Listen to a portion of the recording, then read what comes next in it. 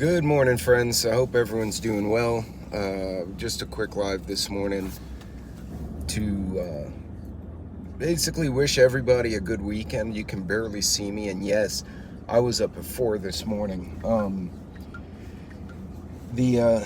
Because it's been in the triple digits, this particular event got moved to register at 6:30, breakfast at 6:45, and we're shooting at 7:30. This will be a fun one. This will be 10 stations, 100 clays, plus if you do the flurry. And we're going to try and, every team is going to try and knock them out in about 90 minutes. So it'll be a challenge. There was a lot of good content on last night. I had a review of the High Standard AR-15, which is a company that got bought out. Technically, it doesn't exist. I think it's part of Remington, or it's part of a Colt or Wyndham or some other company. But hey, good morning, Devil Dog. It's good to see you. And man, Devil Dog, too bad you're not out here. I just found out. Well, I had two shooters drop on me. One, his dad died on Forge, which was terrible. You know, he's up dealing with family, and I knew that one. The other guy thought he could make it, and then there was a work problem late yesterday, and he called, and I couldn't find the sub. Hey, Dan. So, yeah, could use an old Marine. You'd be one of two on the team, because my co-captain used to be my co-worker, and he's another jarhead, and that's usually fun. Actually, my normal clay shooting team is 3 Marines, 2 soldiers, and a very screwed up Coast Guard guy with a very messed up sense of humor. So that's a fun crowd right there. But no tequilas today, man. It's going to be 106. So I'm hoping we're done with our part of the shoot by 10:30. We're done. Yeah, because by noon it's just painful, and after that it's just dangerous. That's how people get sick. But yeah, folks, a lot of good content on last night. Hudson had a funny one yesterday on his We All Gonna Die Wednesday.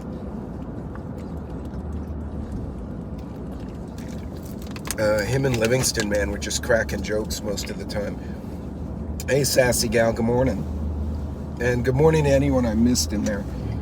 Dude, why are you doing 15 miles an hour on a 50? Like, that's just asking to have an accident. Folks, it's going to be ugly hot across most of the South. There is a hurricane which, for the first time in like 80 years, may be hitting Los Angeles. So it's going to throw a lot of moisture everywhere from LA all the way out to Vegas. Like, that whole western north-south strip of the U.S. is going to get a pile of rain, which they need, but probably not all at once, which is what they're going to get.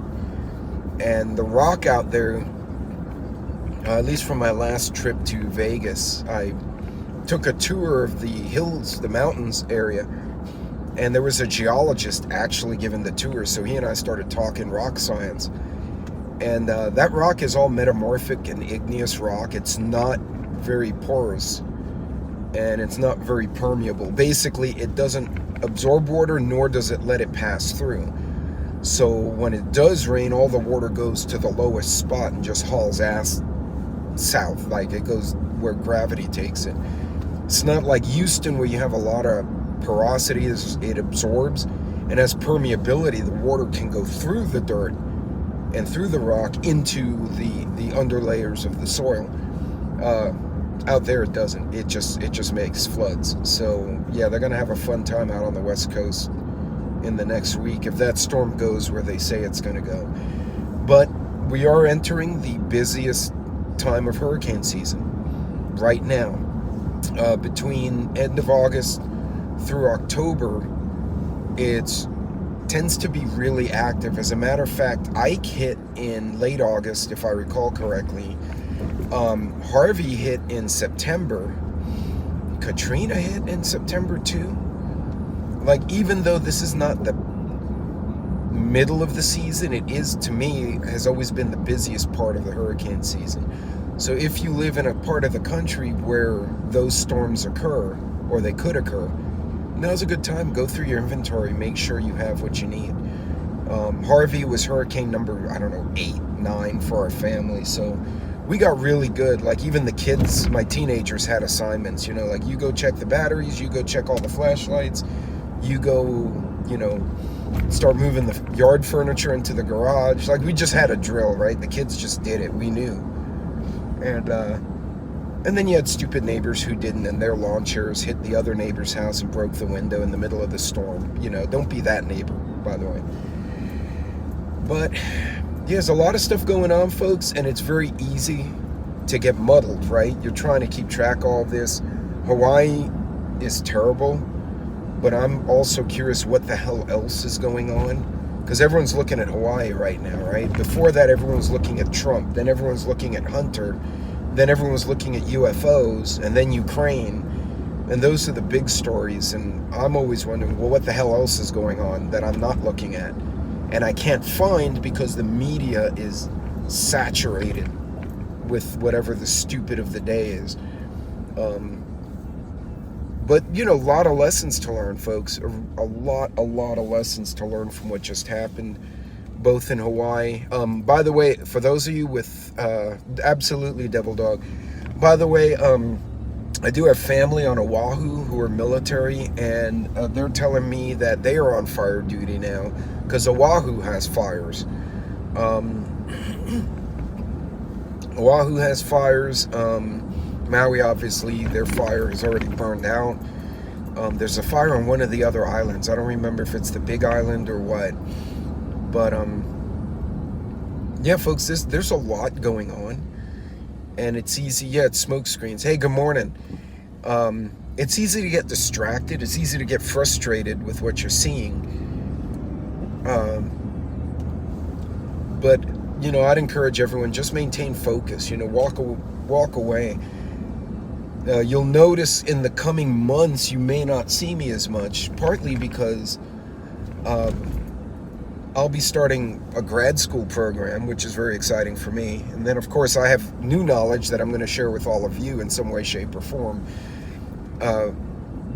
But, you know, there are other things in life, and I want to remind everyone that although, you know, preparedness is important, we do what we do to take care of the people we love. You know what I'm saying?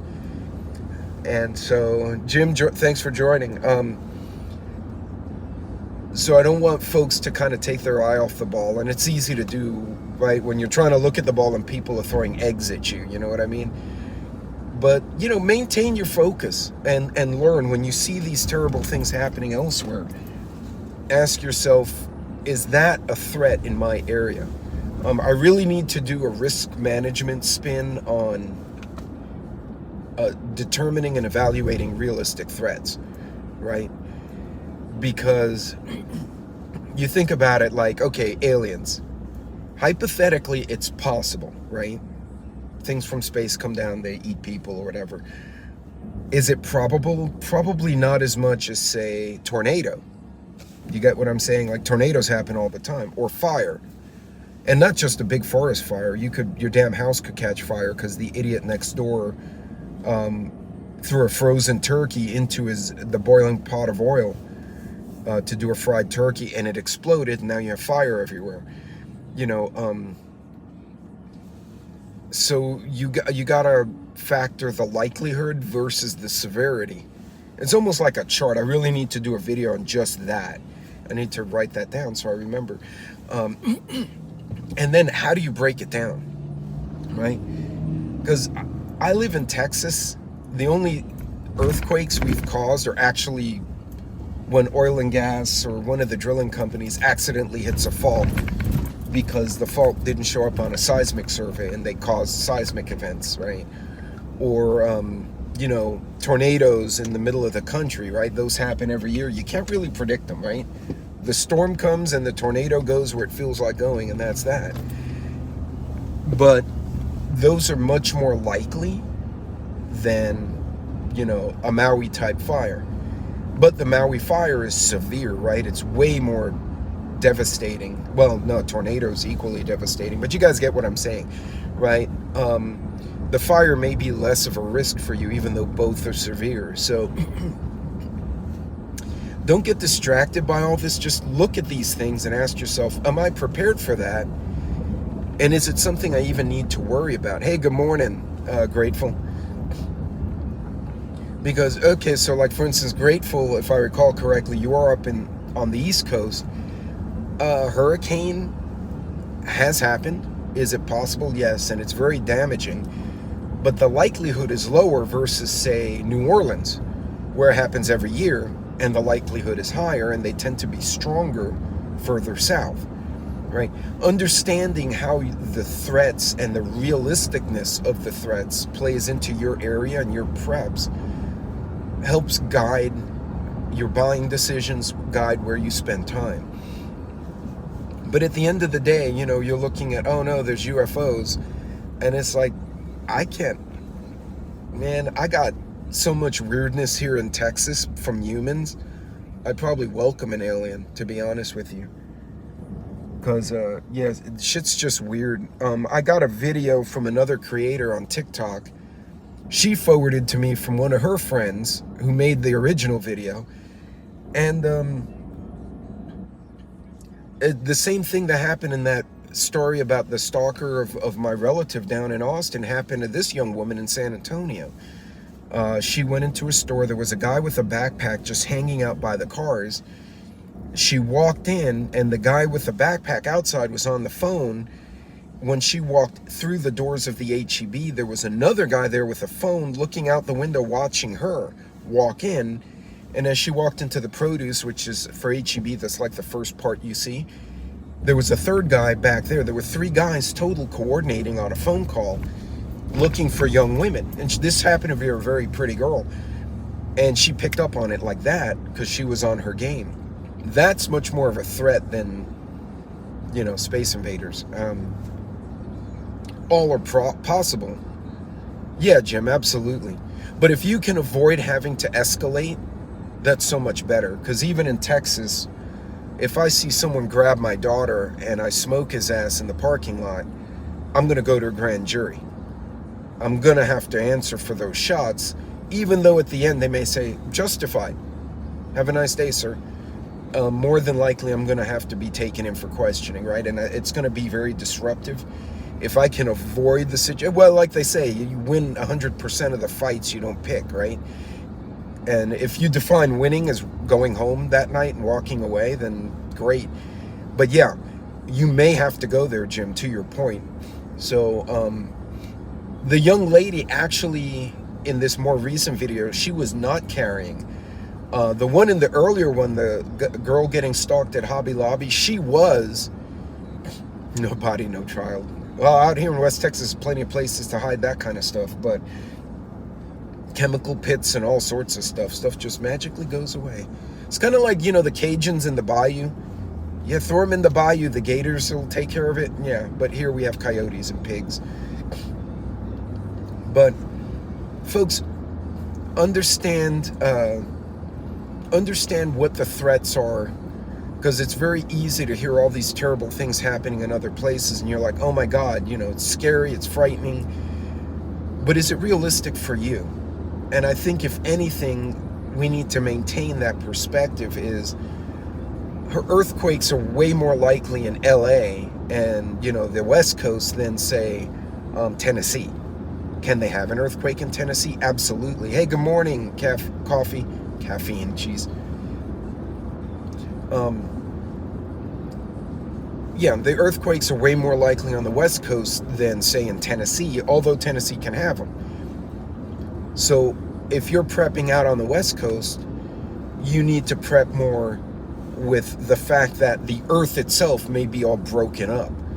Whereas in Tennessee, you're more worried, say, about flooding, right? And then the ground is now saturated with water and you're trying to swim to your local grocery store because you can't walk anymore.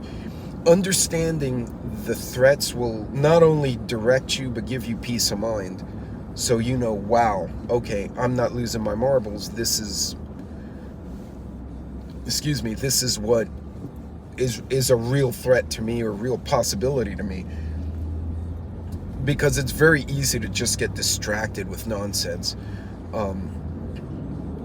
But before I close this one up, because I got to make sure all my team shows up at the same place at the same time, this has been one of the most discombobulated shoots I've coordinated. I had the 2 guys drop out. Both couldn't help it, right? It was just, things happen. But everyone's like, why is it so early? I'm like, because nobody wants to shoot in 105 degree heat. That's insane. There have been already fatalities in Texas that I'm aware of, with people in my, not people in my circle died, but people in my circle in their company have had employees experience fatalities because of the heat. And not new guys falling out either. This was, 9, 10, 15-year experienced employees misjudging the heat, and then they're not feeling good. They go to the location medic, or they call it in, and one guy actually was feeling sick on a work site, and he went and reported it. They have a medic on some of these bigger sites. The medic was like, oh no, you're not good. They got him in a car and they were taking him to the ER, and he went into AFib and he passed away in the car with the guys trying to give him CPR. Like, it was really bad. And I mean, could have been avoided. Again, much more of a threat here, the extreme heat, dehydration, than UFO. Yeah. So folks, maintain your perspective. Don't get freaked out. If anything, a lot of the stuff you see gives you an interesting perspective on possible things that could happen.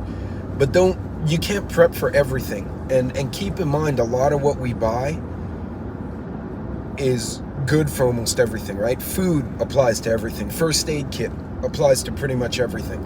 So focus on those things first, and then later, move into more advanced stuff. You may be in an area where a 12 gauge is perfect for almost everything, right? Lots of trees, lots of deer. You just change out the shell. You're in big open country like I am, where I can see, 5 miles away. That 270 with a scope will send that round, hundreds of yards out. Probably a better rifle. You're in an urban environment, you take your pick, right? A handgun, a shotgun. ARs are neat because they're kind of all around little toys. But folks, just maintain perspective. And as you go into this weekend, take some time to enjoy something fun. Go have that beer and sit in the back and think thoughts. If you like a cigar every now and then, light one of those up. And by the way, it's dark as shit if you couldn't tell. Like, I'm out in the middle of the boonies headed to this clay shoot, and it's dark as fuck. Excuse my French. I'm worried I don't want like a damn pig to come out in front of me and then I have a wreck on a stupid hog. I've actually seen a 18-wheeler just flatten a hog the other day. I don't know why the hog was out in the day, but if he had rabies or not, he don't have rabies anymore because he no longer exists. That's a quick way to deal with stupid, right? Just you run into the street and there you go.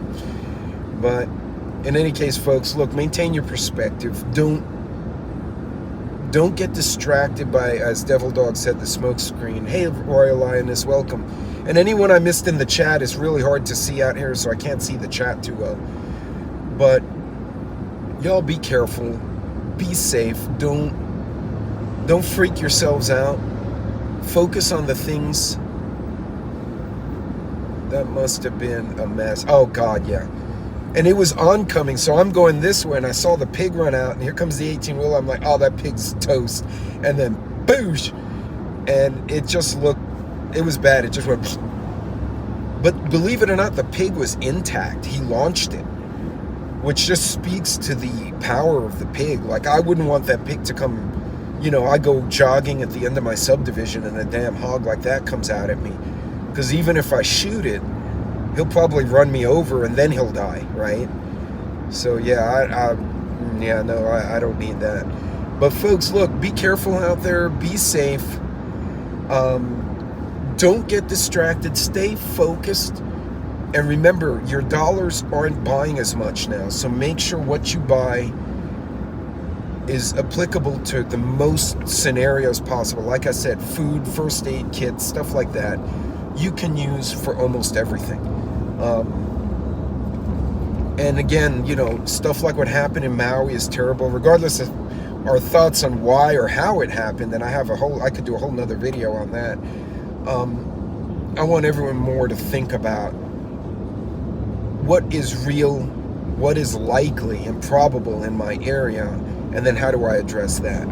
There's no point me here worrying about an earthquake in LA when I'm in a low seismic area, but I'm prone to windstorms and freezes that knock semis off the road. Okay, that's way more likely here than earthquakes, so I need to prepare accordingly.